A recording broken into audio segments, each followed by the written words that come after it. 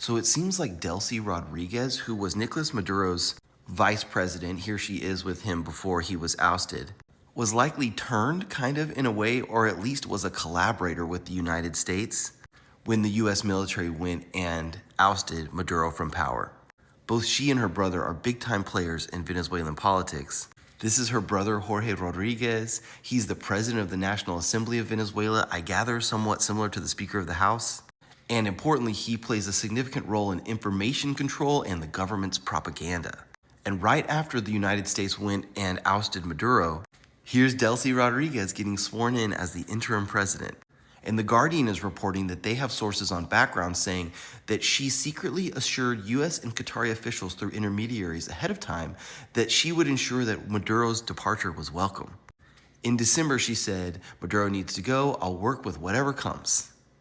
And Spanish language sources are reporting that she had sideline meetings with the CIA in Qatari government buildings when she was there actually as the vice president of Venezuela with Maduro, when Maduro was negotiating whether or not he would leave Venezuela peacefully. It seems like she had side meetings with the Americans. And the Trump administration was also cultivating this guy Cabello months before the raid.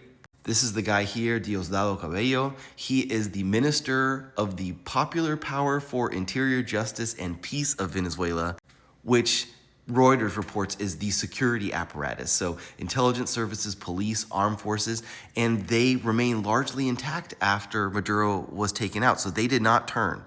And when Trump was interviewed after Maduro was removed, he said to the New York Post, "We've spoken to her," meaning Delcy Rodriguez, "numerous times, and she understands. She understands." So was he letting something slip there?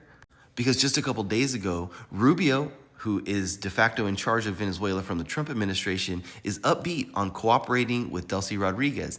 And it's reported that the Venezuelan police and military have backed the interim president, I guess signaling that she's going to stay in power.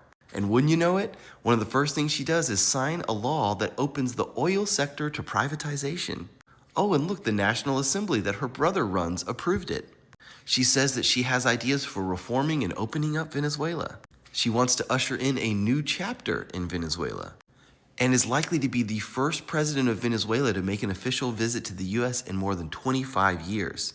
To me, I'm seeing a lot of cooperation going on there.